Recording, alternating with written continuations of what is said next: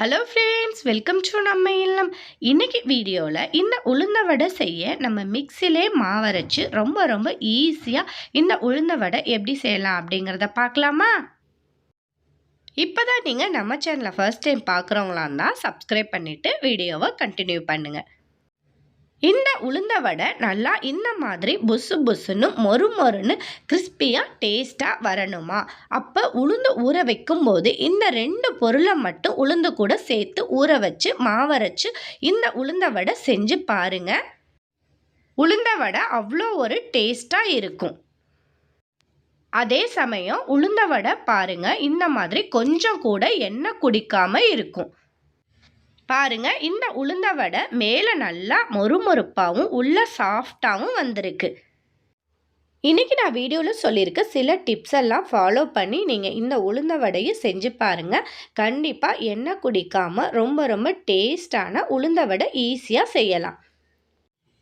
இப்போ ஃபஸ்ட்டு உளுந்தை ஊற வச்சுக்கலாம்.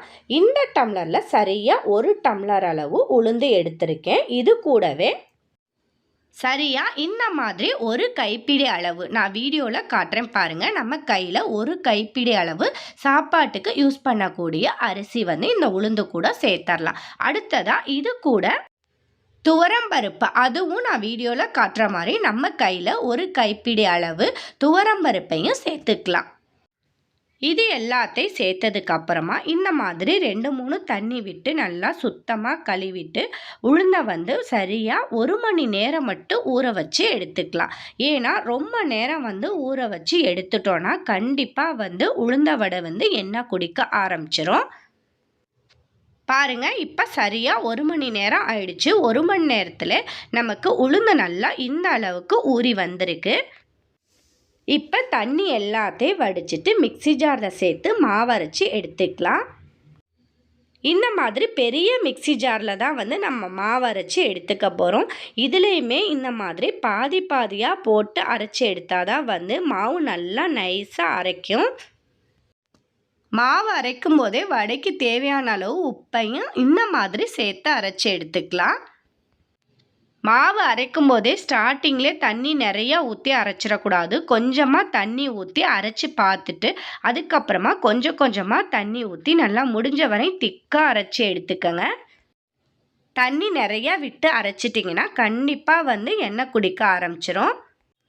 பாருங்கள், நான் ஸ்பூனில் அள்ளி விடுறேன்ல, இந்த பக்குவத்துக்கு தான் மாவை நல்லா நைஸாக அரைச்சி எடுத்துக்கணும். மாவை கையில் தொட்டு பார்த்தோன்னா நல்லா நைஸாக புசு புசுன்னு இந்த மாதிரி இருக்கணும்.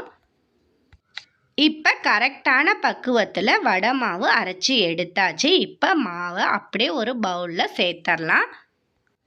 அரைச்சி வச்சுருக்க மாவு கூட இந்த மாதிரி நைஸாக கட் பண்ண சின்ன வெங்காயம் கொஞ்சமாக சேர்த்துக்கங்க. எப்போவுமே நீங்கள் வடைக்கு வெங்காயம் கொஞ்சமாக சேருங்க, அப்போ தான் வடை நல்லா டேஸ்ட்டு கொடுக்கும். இது கூடவே நைஸாக கட் பண்ண பச்சை மிளகாய், நைஸாக கட் பண்ண இஞ்சி சேர்த்துக்கலாம். இது கூடவே நைஸாக கட் பண்ண கொத்தமல்லி, கருவேப்பிலை சேர்த்துக்கலாம். இந்த மாதிரி முழு மிளகு 1 ஸ்பூன் சேர்த்துக்கலாம். இப்போ இது எல்லாத்தையும் சேர்த்து நம்ம கைகளால் மாவை நல்லா இந்த மாதிரி மிக்ஸ் பண்ணி எடுத்துக்கலாம். சிலர் எனக்கு கைகளில் இந்த மாதிரி வடை தட்டி போடவே வராது அப்படின்னு சொல்லுவாங்க. நம்ம கைகளை நல்லா ஈரம் பண்ணிவிட்டு இந்த மாதிரி மாவு எடுத்து இந்த மாதிரி உருட்டி போட்டாவே நமக்கு வடை ரொம்ப ஈஸியாக வரும். பாருங்கள், இந்த மாதிரி. இப்போ எண்ணெய் வச்சு எண்ணெய் நல்லா காஞ்சிருச்சு. இப்போ வடை எல்லாத்தையும் இந்த மாதிரி எண்ணெயில் தட்டி போட்டுடலாம்.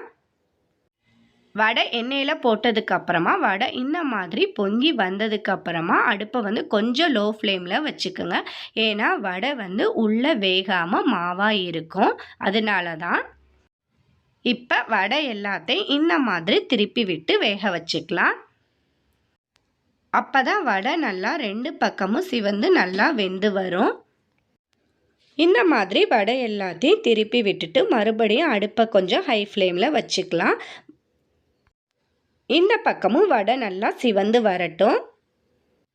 இப்போ 2 பக்கமே வடை நல்லா சிவந்து வெந்து வந்துருச்சு. பாருங்கள், எண்ணெய் குடிக்காமல் வந்திருக்கு. இப்போ வடையை சுத்தமாக நம்ம எண்ணெயெல்லாம் வடிச்சிட்டு எடுத்துக்கலாம். பாருங்கள், புசு புசுன்னு மொறு மொறுன்னு டேஸ்டான உளுந்த வடை ரெடி ஆயிடுச்சு. இந்த மாதிரி ஒரு முறை நீங்கள் உளுந்த வடை ட்ரை பண்ணி பாருங்கள். டேஸ்ட் அவ்வளோ ஒரு வித்தியாசமான டேஸ்ட்டாக இருக்கும். இந்த வீடியோ உங்களுக்கு பிடிச்சிருந்தா உங்கள் ஃப்ரெண்ட்ஸ் அண்ட் ரிலேஷனுக்கு ஷேர் பண்ணுங்கள், லைக் பண்ணுங்கள். மறந்துடாமல் நம்ம சேனலை சப்ஸ்கிரைப் பண்ணிக்கோங்க. இது போல் இன்னும் நிறைய யூஸ்ஃபுல்லான வீடியோஸ் பார்க்கலாம்.